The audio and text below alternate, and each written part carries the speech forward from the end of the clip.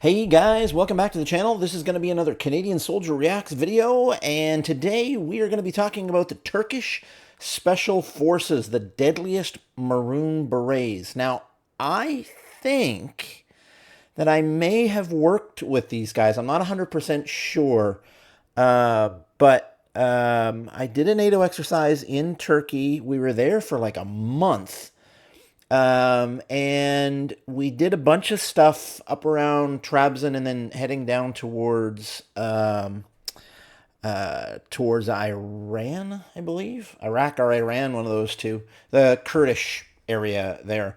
And we met up with a bunch of guys that I think are these guys. They at least called themselves Special Forces at the time. I'm not sure. But let's get into it and take a look.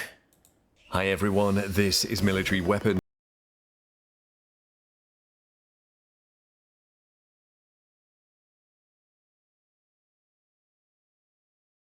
Is nicknamed Maroon Berets because of their So I can't remember. I don't specifically remember these guys wearing maroon berets. But actually, I don't remember them wearing berets at all. They were wearing a field cap, kind of similar to what we were wearing at the time. Yeah, so I'm not really sure. distinctive service headgear are a special operations unit of the Turkish Armed Forces made up of volunteer Turkish army officers after graduating a roughly 4-year training period. Whoa, 4 years. That's a training period. Holy crap. That's a lot of training. I mean, so I was Canadian Special Service Forces, and although we didn't have a training school that was 4 years, in the entire 12 years that I was there, I was never out of training, unless I was on deployment or on exercise.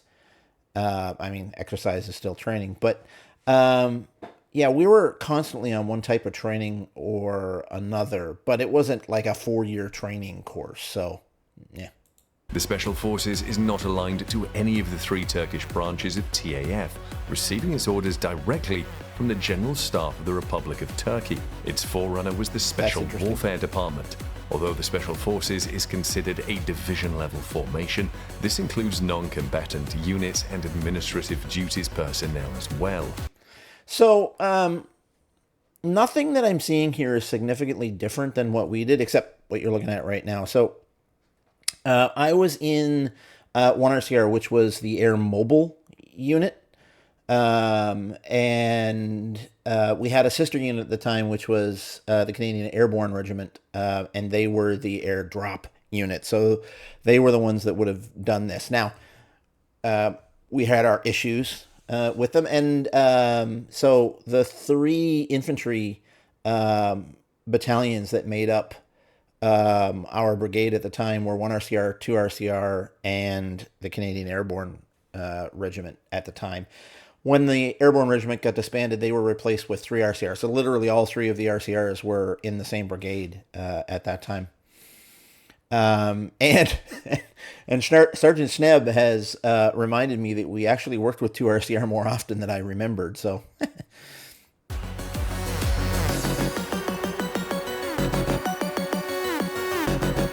okay, so that was kind of nice. They were using pistols, and at least they were using smaller swinging targets. They weren't, 10 feet away with a pistol shooting at a figure 11 target. So this is climbing down some sort of a rope ladder. We wouldn't have done anything like that. We would have done one of 2 things. We either would have rappelled out of the helicopters. Well, our 3 things, I guess. The helicopter could have landed, and we would have gotten out and deployed section at a time. That looks like a Black Hawk. I can't remember how many a Black Hawk holds. I haven't flown in Black Hawks very often, so I can't remember. But we would have either flown in twin-engine Hueys or in Chinooks. And twin-engine Hueys would carry 1 section. Yeah, 1 section, whereas a Chinook would carry pretty near an entire platoon. But we would have either landed gotten out, we would have repelled or we'd have fast roped out. None of this. This is very, unless they're going up.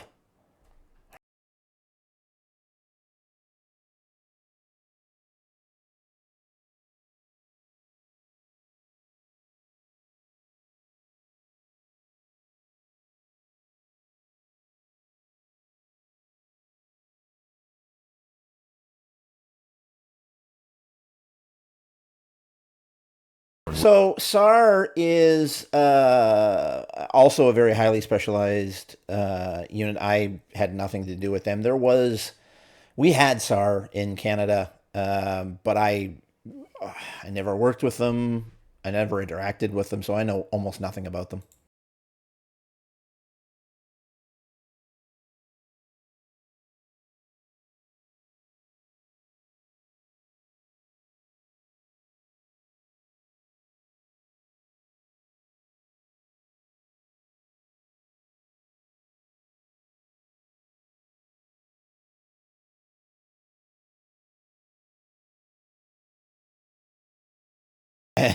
This was our bread and butter.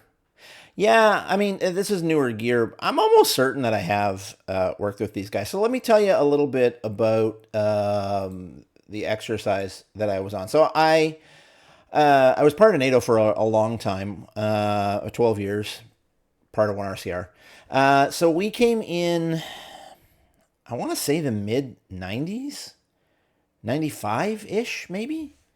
And we came into Trabzon, Turkey, and we staged out of there, and then we moved up into the hills, and we were actually stationed with an American Marine artillery unit for a while. And then we moved down around this area. I'm not exactly sure where, but moved down around this area somewhere. And that was the point where we were met with this. There was a different unit that came out, and we were on exercise. And these guys had live rounds the entire time. Now, in Canada, that is a no-no. And I've since found out that one of our warrant officers got in a lot of trouble because they gave him a mag of live rounds. And having live rounds and blank rounds on a training exercise is highly illegal in Canada. So he got into a lot of trouble. But somewhere in around here, we were up on some very high mountains looking down. We had even higher mountains on both sides. Looked like something out of a movie trailer or something. And then we were looking down into this long, long valley that they were telling me was in Iraq. Yeah, so there you go. They were telling me it was in Iraq. So we were probably looking down into this area down here. And we stayed up in that area for about a week or so, and those guys stayed with us the entire time. This was a really weird area to be in. There was there were towns up there that were made out of dung, houses made out of dung, houses made out of rocks held together with mud and dung. And then there was this one town where there were five roads leading into the center of the town. There was a bank with a bank machine on the corner. Three of the roads coming in were paved. Two of them were not paved. There was a bus that went by while we were there, and it had sheep tied to the top. Just a very strange dichotomy or duality of modern world versus abject poverty. And this is where I learned from the locals in and around this area. This is where I learned of the concept of not wanting to improve your village too much, because if you did, the people in the village next door to you would come over and destroy all your homes because they looked too nice. Just things that are absolutely foreign to my mind. But we got a lot of time in and around Trabzon, well, a couple days in and around Trabzon before the exercise started. And that was it was quite a nice town, actually. Rather more cosmopolitan than I would have expected.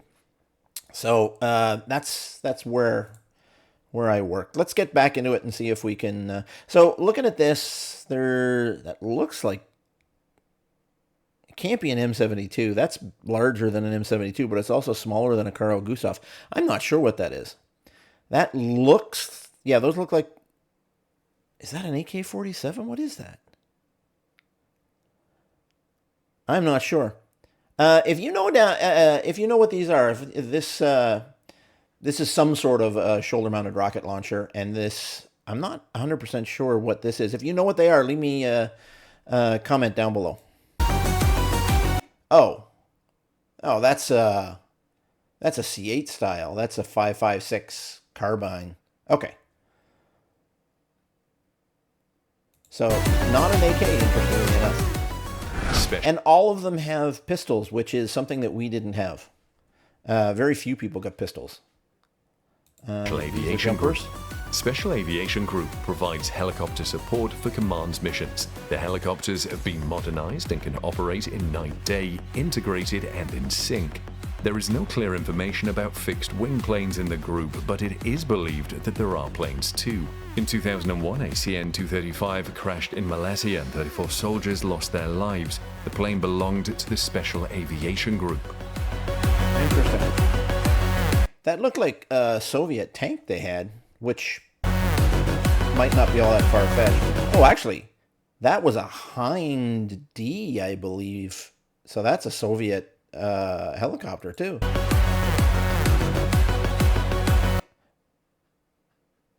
BFA. Interesting rails on this. I'm assuming that's the C8 style. Although, hard to tell if that's a 5.56 or not. Round looks like it might be larger.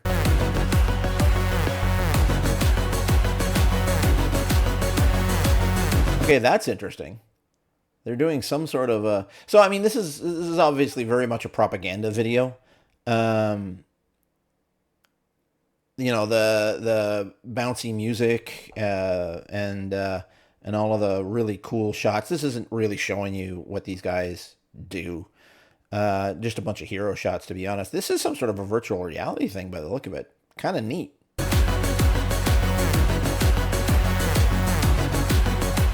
Training and Oh, now that's interesting. If you got a virtual reality training simulator and you're able to walk around in an area like that with your virtual reality and go through your drill, that might actually be pretty cool. Now, that's interesting. He's got a blue beret on. Pretty sure. Well, I'm not 100% sure, but the only blue beret I've ever known was UN. crew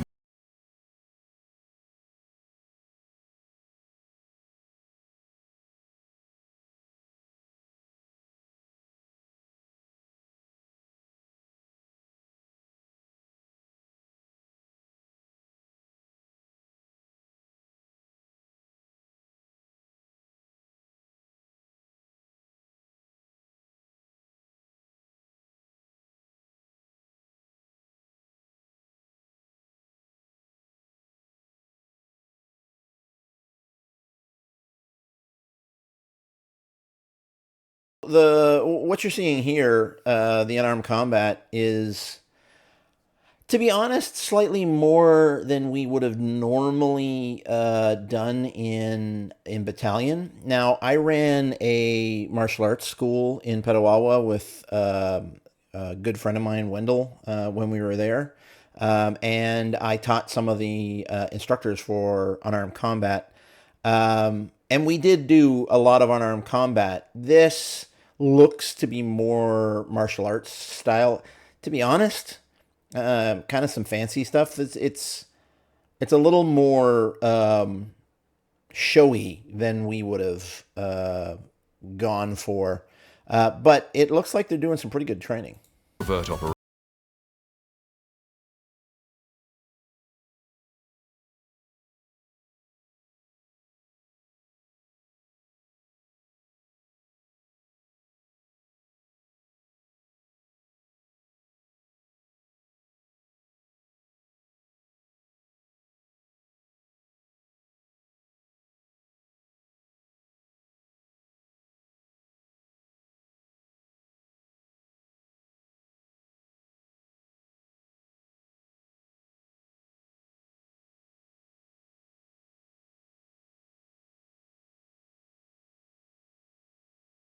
They look pretty intense. And to be clear, the guys, if I'm remembering these guys correctly, the guys that were with us, they were well trained. So, take nothing away from them. Recruits must undergo domestic training 72 weeks, international.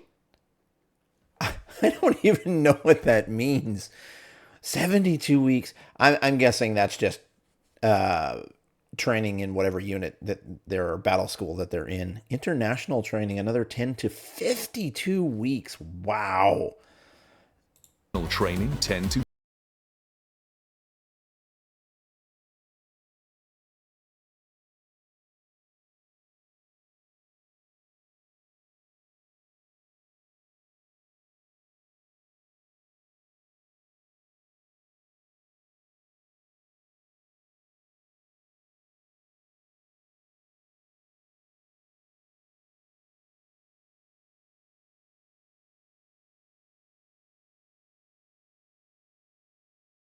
We didn't have any training in torture. Resisting, I'll say resisting torture, but they never really tortured us. But that was about it.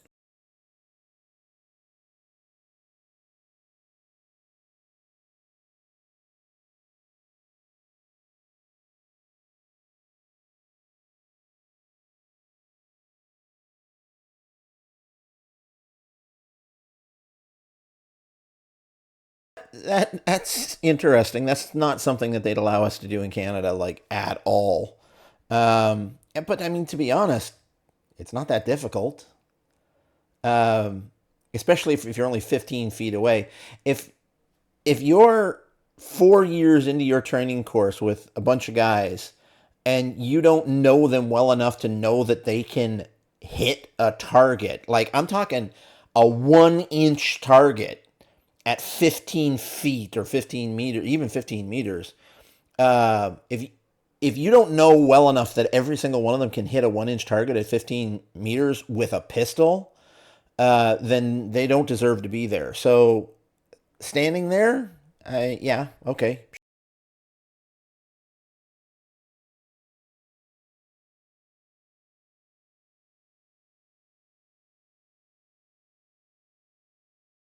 This is just listing off the pamphlets. Again, basically all of this could be said of 1RCR back in my day. To terrorism, hostage rescue, high-value target, counterinsurgency. So that stuff would have been more taken care of by the JTF2 when they stood up. And they stood up in, I think, the early 90s also, to be honest. So, interesting. Brigade, Garrison HQ, Ankara. Motto, the difficult we do immediately. The impossible takes a little longer. Yeah, that's from a song. The video game Fallout had that song in it. But to be honest, it's a good motto. This is interesting. Their faces are painted. And that brings us to the end of this video. Let us know. Wow. Okay. So, yeah, some pretty cool stuff there. That you can't get a lot out of a video like this. Obviously, it's very much a propaganda video, but it did look pretty reasonable. And like I said, if I'm remembering these guys correctly, and I'm not 100% sure that I am, so let's be fair there. The guys that I met seemed quite competent, So. Pretty cool. Some nice stuff. Turkey appears to have a pretty solid special forces unit. And if they're a brigade, I think he said they were a brigade. That's and I mean if they're a full strength brigade, that's pretty damn good. So anyway, that's going to do it for me for today, guys. Thanks for watching, and I'll see you on the next one. Bye.